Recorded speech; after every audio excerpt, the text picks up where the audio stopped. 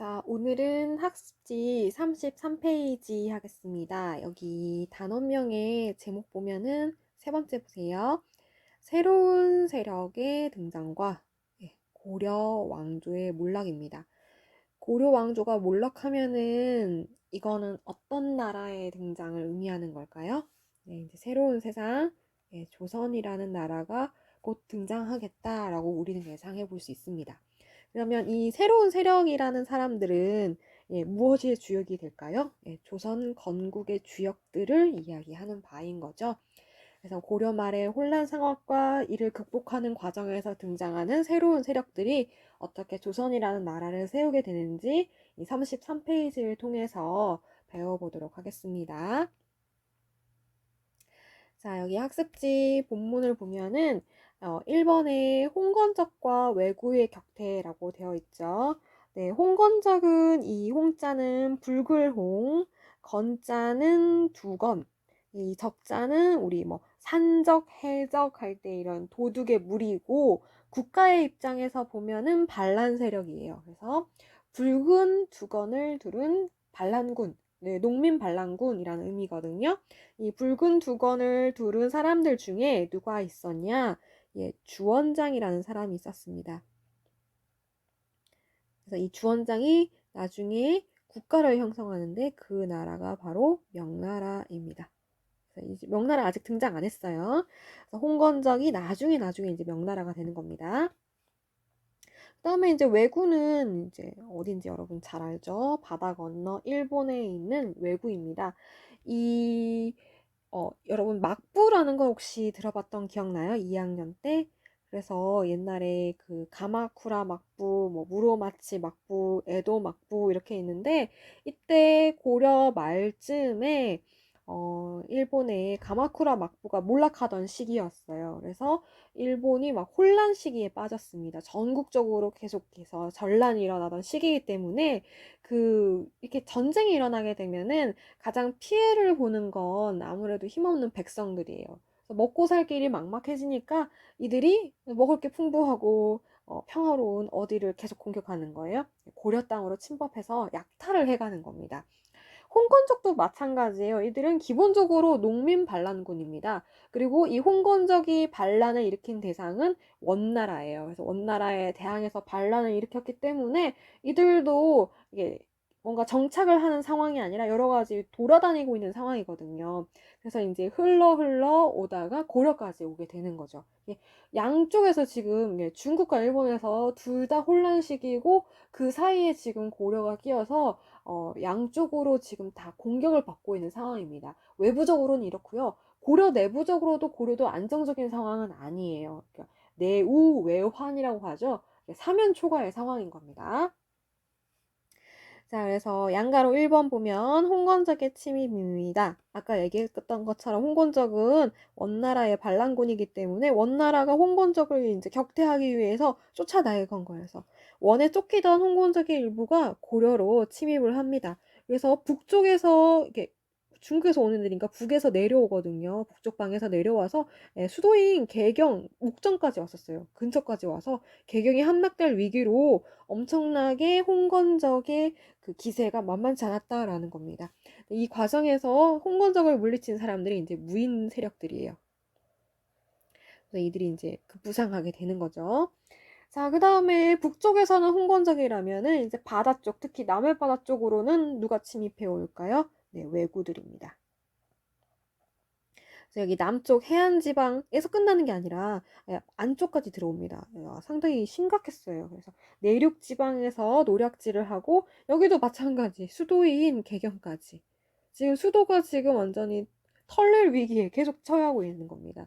그래서 해안 지방은 아예 사람이 살 수가 없어요. 마을이 완전히 유령 도시가 되는 것처럼 황폐화되고 우리나라는 그길 말이나 이런 운송하기 위한 수레 이런 게 그다지 발전하지 않았기 때문에 무거운 쌀, 조세는 주로 쌀로 거두잖아요. 세금이요. 무거운 쌀을 효과적으로 운반하기 위해서는 네, 바다를 통해서 조운선이라고 해가지고 배에다 실어서 많이 무거운 물건을 옮기는 겁니다. 근데 이렇게 쌀을 잔뜩 싣고 배가 지나가면은 이 배를 지나가게 냅둘까요? 누가 지나가게 안 냅두고 막 노략질을 할까요? 왜구들이 다 털어가는 겁니다. 그래서 조세 운송이 어렵게 되니까 국가가 돈이 없게 돼요. 그럼 국가 기능 시스템이 마비가 되는 거죠. 여기 나옵니다. 국가 재정이 궁핍해지는 겁니다.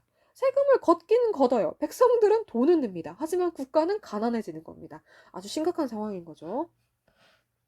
자, 그래서 이렇게 왜구들을 침략하는 과정에서 홍건적도 마찬가지죠. 홍건적을 격퇴하는 과정에서 무인 세력들이 이제 등장하고 이제 힘을 얻어가는 것처럼 이 왜구들이 정말 장난이 아니었거든요. 특히 이 많은 백성들이 왜구 때문에 엄청나게 괴로워했는데 이 백성들에게 한 줄기 빛이 되는 분들이 이 무인 세력들이에요.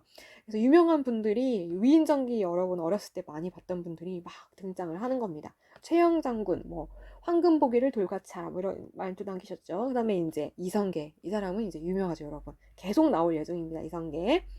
이들은 해전에 능한 장수들은 아니에요. 육지에 상륙한 왜구를 격퇴했습니다. 이렇게 될 수밖에 없는 이유는 이 사람 때문이에요. 최무선, 여러분 많이 들어본 이름이죠. 중국의 화약 제조 기술을 가져와서 거기서 끝나는 게 아니라 이 화약 제조 기술로 인해서 무엇을 만들었냐면 화포를 제작했습니다. 대포라고 생각하면 돼요. 우리나라의 화포는 주로 배에 이제 설치해가지고 해전에 주로 내보내는 거거든요. 그래서 사정 거리가 되게 넓고 효과가 좋은, 그리고 정확하게 맞출 수 있는, 명중도도 높은 화포들을 많이 제작해냅니다. 그래서 이 최무선이 만든 화포가 대활약을 한 전투가 진포 싸움이에요. 진포라는 곳에서 어마어마하게 많은 이 왜구들의 벼를 깨부숩니다. 근데 이제 일본 사람들이잖아요. 왜구들이잖아요. 배는 깨부셔졌지만, 그리고 여러분 여기가 서해바다랑 남해바다랑 연결되는 그쯤이거든요. 서쪽이에요. 동쪽이 아니라. 그러다 보니까 이 바다에서 빠진다고 해서 사람이 바로 죽는 건 아니죠. 그리고 작은 배 같은 게 막 있으니까 탈출을 한 거예요. 그리고 막 수영도 잘하니까. 그래서 이 사람들이 어디로 오느냐? 이 일본 왜구들이 어디로 오느냐? 육지에 상륙을 하는 겁니다. 그래서 육지에 상륙해서 무기를 갖고 있는 상황이거든요. 누구를 또 약탈하나요? 백성들을 막 노략질하고 약탈하고, 그러다 보니까 오히려 이제 또 육지에서 왜구들이 막 너무 많아진 거예요. 진포 싸움으로 우리의 그 화포의 기술력은 보여줬는데 오히려 그 때문에 얘들이 일본으로 안 가고 고려에 머물러 버리는 겁니다. 그래서 이제 최영과 이성계가 나서서 이 진포 싸움의 잔당들을 소탕하는 거예요. 어마어마하게 많은 배를 깨부수는 바람에 아이러니하게도 어마어마하게 많은 왜구들이 고려 본토로 넘어와 버렸어요.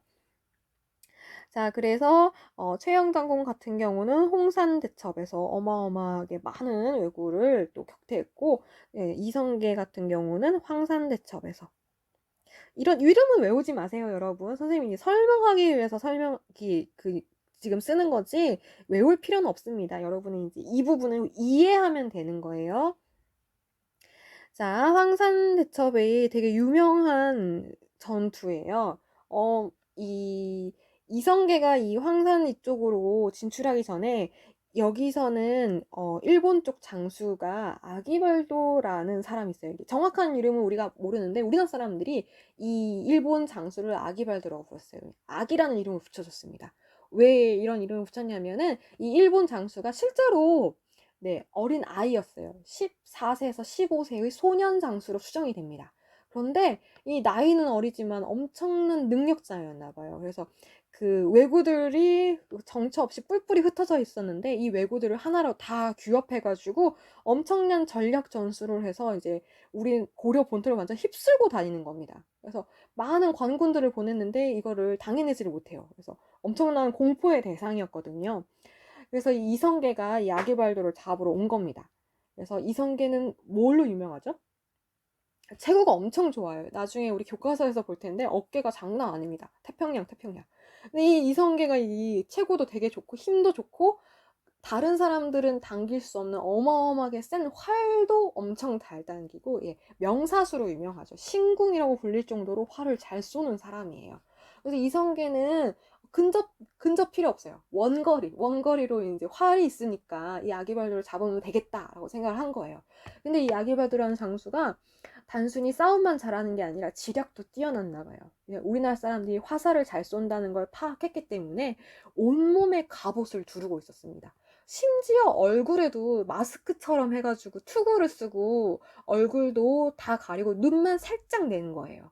그러니까 아무리 명사수라고 해도 이성계가 맞춘다고 하더라도 들어가지가 않은 겁니다. 이 갑옷이 너무 튼튼하기 때문에. 그래서 이성계가 고민에 빠졌습니다. 저 장수를 잡아야지만 이 왜구들을 소탕할 수 있는데 저 장수가 도저히 화살 들어갈 틈이 없다. 고민이 된 거죠. 근데 이성계를 완전히 그 의형제처럼 따르는 이지란이라는 사람이 있습니다. 이 사람은 원래 여진족으로 추정되는데 이 이성계가 쌍성 총관부 쪽 북쪽 지방 출신이거든요. 그래서 그 과정에서 우리 고려 쪽으로 넘어온 사람이에요. 그래서 이성계로부터 이지란이라는 이름까지 받아서 이제 고려인 일종의 귀화를 한 거죠. 그래서 이지란이라는 사람도 이성계 못지않게 엄청나게 활을 잘 쐈다고 합니다. 그래서 원래 나이는 이지란이 더 많은데 이성계를 형으로 모셨다고 해요. 그래서 이지라는 되게 곱상하고 잘생겼다라고 합니다. 그리고 활도 잘 쏘고 둘 다 이제 활을 잘 쏘는데 이제 이성계가 나 혼자서는 이 아기발도란 장수를 잡을 수 없겠다라고 생각한 거예요. 그래서 이지란과 함께 콤비 플레이를 하기로 한 겁니다. 그래서 이성계가 먼저 내가 저 아기발도 장수의 투구를 고정하기 위해서 끈을 묶어 놓잖아요. 턱 밑에. 그 끈을 맞추겠다라고 한 거예요. 그래서 이지란한테 너는 어디를 맞춰라? 투구 쓰면은 여러분 위에 약간 뾰족하게 튀어나와 있고 술 같은 게 달려 있거든요. 그 술을 맞추라고 한 거예요. 그래서 그걸 동시에 하는 겁니다. 우선 이성계가 먼저 쌓이겠죠? 그래서 이성계가 투구끈을 딱 맞춰가지고 끈을 풀었어요. 그 순간 투구 윗부분을 이지란이 맞춰서 투구가 벗겨졌습니다. 그러니까 이제 머리 부분이 드러나게 된 거죠. 이 머리 부분을 이성계가 막 또 화살을 쏴가지고 헤드샷 머리에 딱 맞춰서 결국에는 이 야기발도를 잡으면서 남은 이제 왜구들은 이제 피레미들이죠. 이제 다 이제 뿔뿔이 흩어지는 애들이 잔당을 다 소탕해가지고 황산대첩에서 큰 승리를 거둔 겁니다. 근데 이제 이러한 과정을 고려 사람들이, 백성들이 다 지켜보고 있었던 거죠. 그래서 이 고려 조정은 지금 막 권문 세족들이 자신들의 이익을 위해서 막 움직이고 홍건적과 왜구들이 침입해서 나라는 우리를 보호해주지 않고 우리를 막 버린 것 같았는데 이런 최영 장군이나 이성계 장군 같은 경우에는 우리의 목숨을 구해주고 우리의 삶을 되돌려주고 그러니까는 많은 백성들이 최영과 이성계를 흠모하고 존경하고 사랑하게 되는 겁니다. 자, 그리고 또 이 왜구들이 계속해서 고려 쪽으로 건너올 수 있는 그 근거가 되는 게 뭐냐면 이들이 일본까지 왔다 갔다 하는 게 아니라 일본까지 가면 좀 멀잖아요. 이들은 대마도가 근거지예요. 쓰시마 섬입니다. 여기 대마도는 그 부산에서 되게 가까워요. 부산에서 그 핸드폰을 로밍하지 않고 대마도에 가도 핸드폰 주파수가 잡힐 정도로 우리나라랑 매우 가까운 곳이라고 합니다. 그래서 이 대마도가 초토화돼야지 왜구들이 뿌리를 뽑을 수 있겠다라고 생각한 거예요. 그래서 이 스시마 섬을 토벌한 사람이 바로 박위라는 사람입니다. 그래서 이제 어느 정도 왜구가 진정이 됐어요. 자, 그래서 이제 양가로 2번 보면은 이런 과정에서 새롭게 기존에 있던 무인 세력이긴 하지만 신흥 무인 세력인 겁니다. 그래서 장기간에 걸친 왜적들, 홍건적과 왜구의 격퇴에서 이 무인들이 큰 공을 세우면서 백성들이 믿을 건 이제 저 사람들밖에 없다라고 생각하는 거죠. 대표적인 인물이 바로 최영과 이성계입니다. 자, 그 다음에 또 이제 새로운 세력이 바로 신진사대부입니다. 지난 시간에 살짝 언급하긴 했어요. 권문세족이랑 막 비교하면서 잠깐 언급했었죠. 신진사대부의 신자는 새로울 신, 진은 진출하다, 새롭게 등장하다라는 겁니다. 사대부 할 때 여러분 이 사자는 선비 사자를 떠올리면 돼요. 공부하는 사람들이다라고 이해를 하면 됩니다. 자, 이 신진사대부들은 대부분이 지방의 향리나 하급 관리의 자제들이에요. 그러니까 이들은 지식인입니다. 하지만 아직 중앙으로 진출하지는 않은 사람들이에요. 네, 지식인이긴 하지만 권력을 잡지는 않은 사람들이다. 이 정도로 이해해주면 됩니다. 자, 그 다음에 또 중요한 거, 이들은 명분과, 여러분 의리 이런 거 알죠? 명분이 있어야지 할 때 그 명분이에요. 그리고 도덕 알죠? 도덕을 지키다 할 때 그 도덕입니다. 이런 것들을 중요하게 생각하는 유교 중에서도 특히 성리학을 수용한 사람들입니다. 이게 남송이 되면서 성리학이 주자의 주희라는 사람에 의해서 등장을 하거든요. 그게 이제 바로 고려로 넘어오지 않고 고려 말에 이제 전래되기 시작한 거예요. 그래서 성리학을 수용하면서 이 신진사대부들이 주장의 근거가 이 성리학이 되는 겁니다. 즉 신진사대부들은 명분과 도덕, 청렴, 결백 이런 걸 중시한다라고 생각을 하면 돼요. 자, 신진사대부들은 네, 지방에 있는 사람들이죠. 주로 지방 출신인데 중앙에 관리로 진출합니다. 관리가 되기 위해서 이들은 무엇을 치러야 됐을까요? 네, 과거 시험을 봤습니다. 그래서 음서가 아니라 이들은 과거를 통해서, 즉 무엇을 통한 거예요?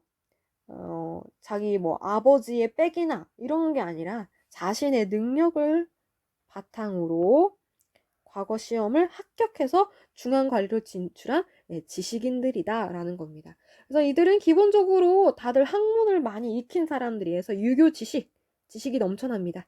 특히 유교는 성리학이에요. 행정 실무, 실질적인 업무, 일하는 능력이 뛰어난 사람들이에요.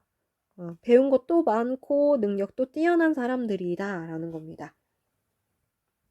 자, 동그라미 2번. 이들은 공민왕의 개혁 추진 과정에서 크게 성장했습니다. 우리 지난 시간에 공민왕 보면은 왕권 강화와 원으로부터 벗어나기 위해서 자주적인 개혁들을 많이 하죠.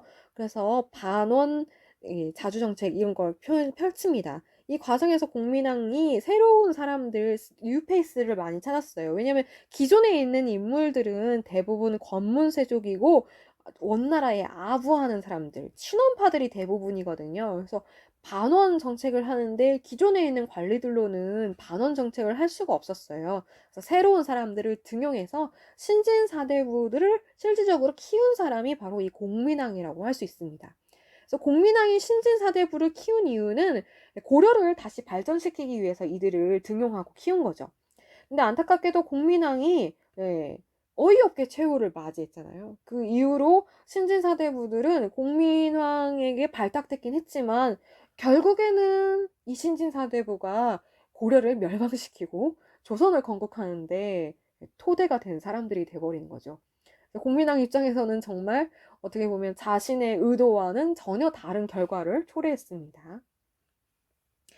자, 그래서 이제 점차 독자적인 정치 세력으로 형성이 됩니다. 자, 이들의 화력은 기존의 권문세족들이 엄청난 부정부패 비리를 많이 저지르거든요. 이들은 명분과 도덕을 중시하기 때문에 이런 비리들을 두고 보지 않습니다.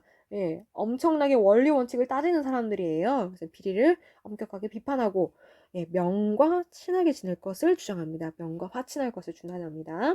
그리고 명나라에 파견돼서 명의 사신 역할을 수행하는데 이게 가장 대표적이었던 사람이 정몽주라는 사람입니다.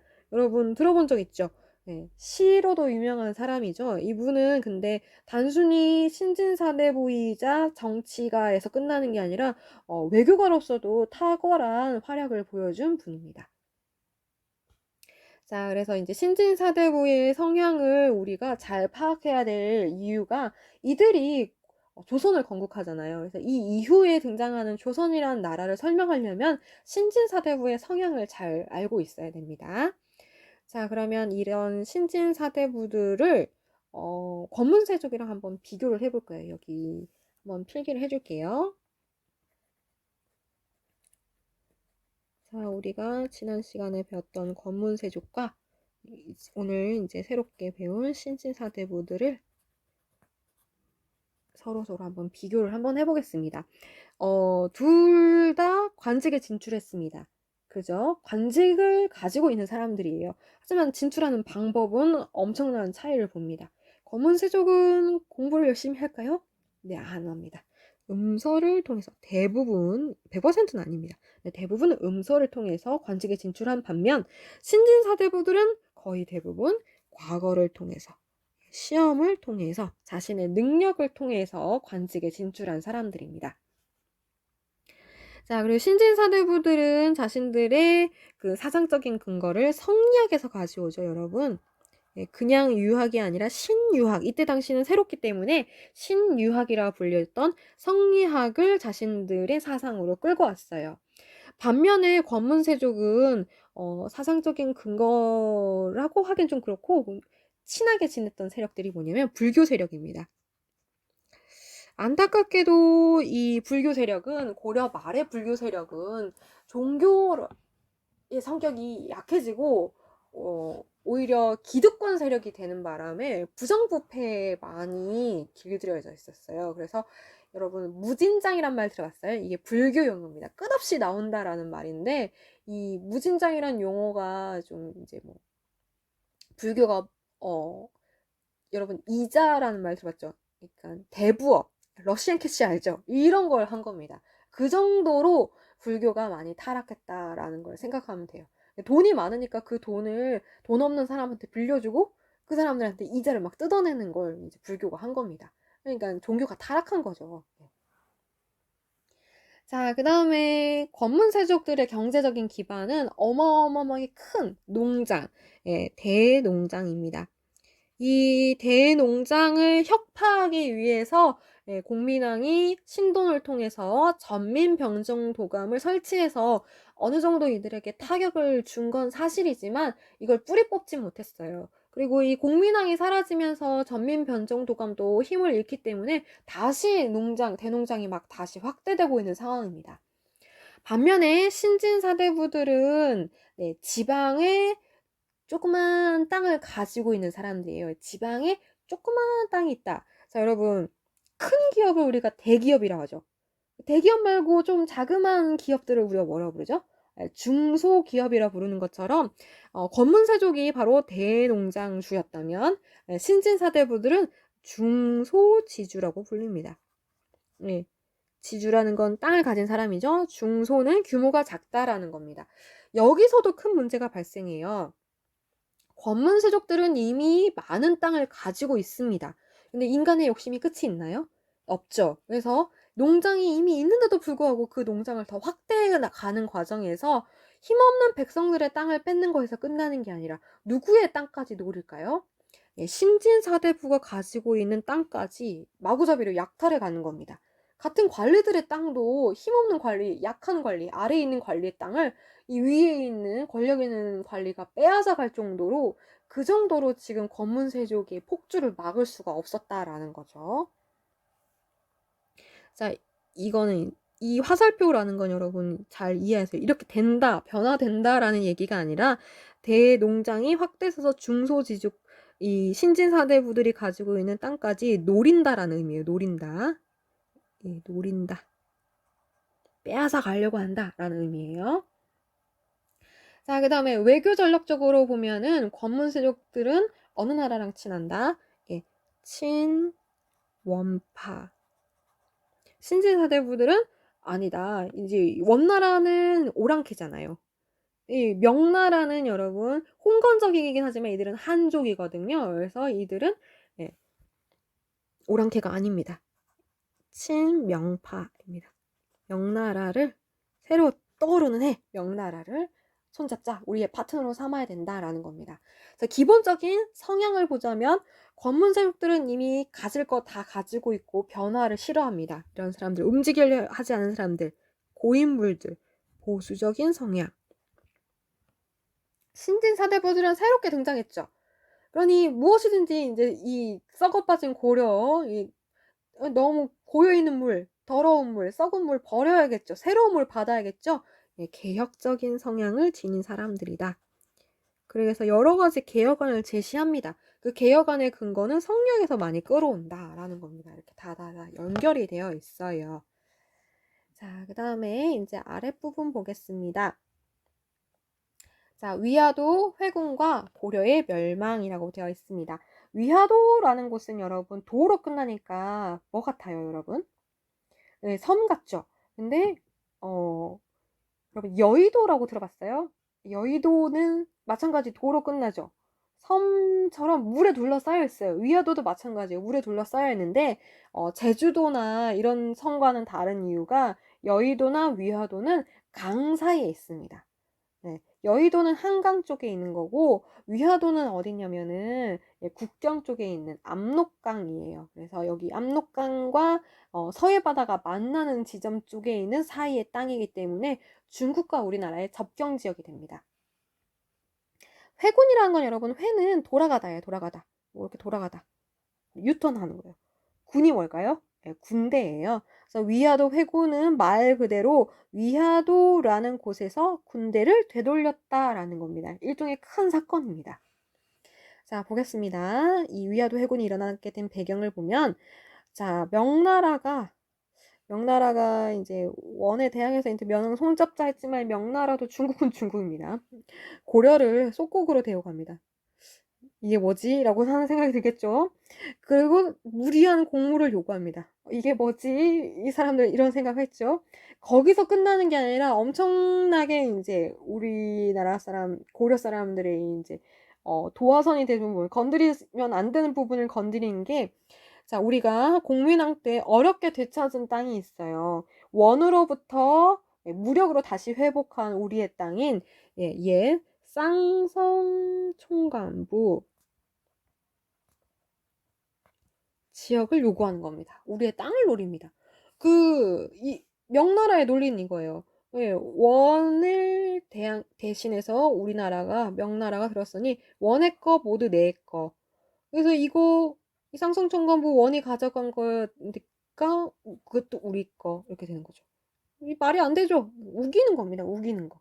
그러니까는 이제 이놈들 봐라 하면서 특히 이때 최영 장군 서리빨 같은 최영 장군 이걸 두고 볼 수가 없죠. 이놈들 다 때려 부셔야겠다라고 생각하는 겁니다.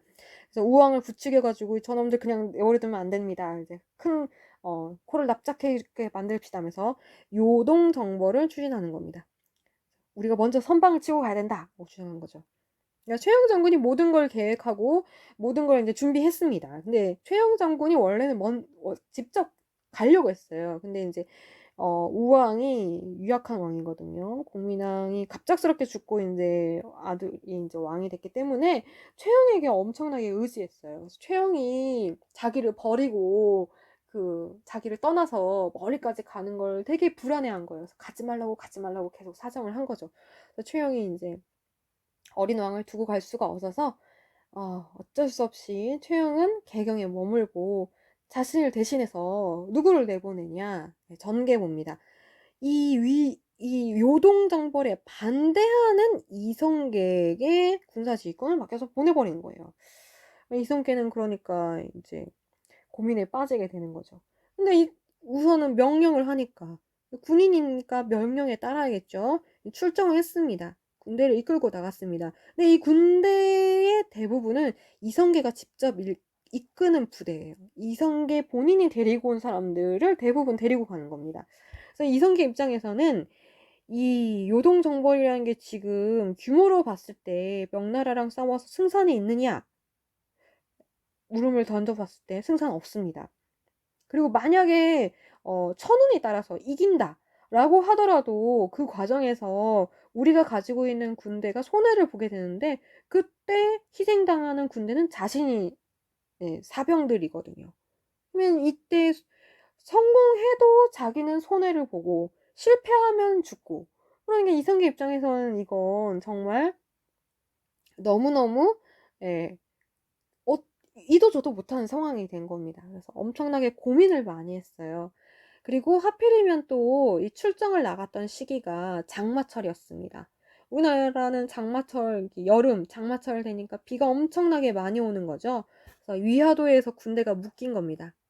그래서 이 위화도만 넘어가면은 이제 중국 땅이 되어서 중국과 이제 전투를 벌여야 되는 그런 상황인데 비가 많이 오는 바람에 강물이 불었잖아요. 강을 건너지 못하고 여기에 붙잡혀 있는 상황이었습니다. 그리고 우리나라는 이제 궁병, 활을 많이 쓰잖아요. 근데 인제 여름이다 보니까 비가 많이 오니까 이 활을 악교라는 풀로 인제 만들었는데, 풀이 여러분 물에 닿으면 어떻게 될까요? 습기가 많게 되면은 악교가 녹아내려요. 풀이 녹아내려요. 그러면 이 활 시위를 당길 수가 없거든요. 그래서 화사 궁병이 없는 상태의 우리나라 군대다 하면은 이게 전력 엄청난 타격을 받거든요. 그래서 다른 뭐 여름철이기 때문에 또 전염병 위험도 있고 해서 다른 여러 가지, 네 가지 이유를 내걸어서 위화도에서 회군을 합니다. 군대를 돌려서. 자, 근데 여러분 이거는 명령에 불복종한 거죠. 군대에서 명령에 불복종한다라는 것은 무엇을 의미할까요? 예, 반란, 쿠데타를 의미합니다. 이대로 이성계는 돌아가면은 자기 목숨을 내놓아야 되는 거예요. 자, 그래서 어떤 선택을 하느냐? 반란이 아닌 걸로 만들면 돼요. 반란이 아닌 게 되려면 자기가 권력을 장악하면 된다라는 겁니다. 예, 그래서 개경을 갑니다. 개경에 누가 있으니까요? 예, 최영이 있거든요. 그래서 최영을 제거합니다. 예, 개경 함락 작전을 벌여가지고, 예, 최영은 근데 군대를 다 털어가지고 다 보내버렸거든요. 그래서 군대가 거의 없었습니다. 근데 이제 공방정을 벌인 거죠. 개경이 이제 나성을 쌓아가지고 수비력은 되게 좋아서 방어력은 되게 좋았기 때문에 예, 개경을 장악하는데 쉽지는 않았습니다. 근데 결국에는 성공을 했습니다. 자, 그래서 이 위화도 회군을 계기로 해서 드디어 이성계는 이 최영에게 수세로 몰렸었는데, 정치적으로나 군사적으로나 실권을 장악하게 되고, 이 이성계의 브레인 역할을 한 사람들이 있어요. 그 사람들이 누굴까요? 바로 예, 신진사대부들입니다. 이 신진사대부들도 이 사건을 계기로 해서, 위화도 회군을 계기로 해서 그 뒤에는 예, 무대에서 약간 조연이었어요. 근데 이제 주연이 되는 겁니다. 이들이 이제 새로운 시대의 주연으로 나서게 되는 겁니다. 자, 교과서를 통해서 위화도의 위치와 자세한 더 사료 같은 걸 한번 살펴보도록 하겠습니다. 자, 여기 지도 보이죠, 여러분? 여기가 확대해 놓은 거예요. 여기가 압록강이고요. 여기 사이에 있는 이곳이 바로 위화도입니다. 이 위치가 이제 강동육주도 이 위치고, 이제 계속해서 나오는 거죠. 여기 위화도를 지나면 여기가 이제 요동 지방이에요. 그래서 이제 요동 정벌은 이쪽으로부터 이제 시작되는 거죠. 여기가 이제 중국 땅의 시작인 겁니다. 자, 아래 역사탐구에서 이성계의 사불가론 한번 보겠습니다. 네 가지 이유를 거서 가능하지 않다라고 얘기하는 겁니다. 자, 이성계는 처음부터 요동정벌을 반대하던 입장이었습니다. 그래서 요동정벌은 불가능하다라는 사불가론을 올렸습니다. 그러나 우왕과 최영이 이를 허락하지 않자 압록강 하류라는 건 바다랑 만나는 곳입니다. 그래서 여기가 되는 거예요. 그래서 위화도에서 군대를 돌려, 이게 바로 회군입니다. 회군. 네, 정변, 쿠데타, 정치적 변란. 그래서 최영을 제거한 사건입니다. 자, 첫째, 작은 나라가 큰 나라를 거스르는 일은 옳지 않다. 그래서 이제 현실적으로 얘기한 거죠. 이제 중국이 큰 나라, 규모적으로 큰 나라는 맞으니까. 둘째, 여름철에 군사를 동원하는 것은 부적당하다. 왜냐하면 여름철에 농사를 지어야 되는데 이 시기를 놓치면 1년 농사를 망치는 거니까요. 셋째, 요동을 공격하는 틈을 타서, 그렇죠, 북쪽으로 이제 모든 공격력이 모이게 되니까 남쪽이 비죠. 남쪽에 왜구가 침범할 염려가 있으며, 이것도 맞습니다. 그리고 넷째, 무덥고 비가 많이 오는 시기라 활에 악교, 풀입니다. 악교가 녹아 무기로 쓸 수 없고, 여름이기 때문에 전염병에 걸릴, 병사들도 전염병에 걸릴 염려가 있다. 이게 바로 이성계의 사불가론입니다. 자, 학습지 33페이지 학습지 뒷부분이 남아있죠. 신진사대부의 내용인데 그 부분은 다음 시간에 더 자세히 하도록 하겠습니다. 오늘은 여기까지 할게요.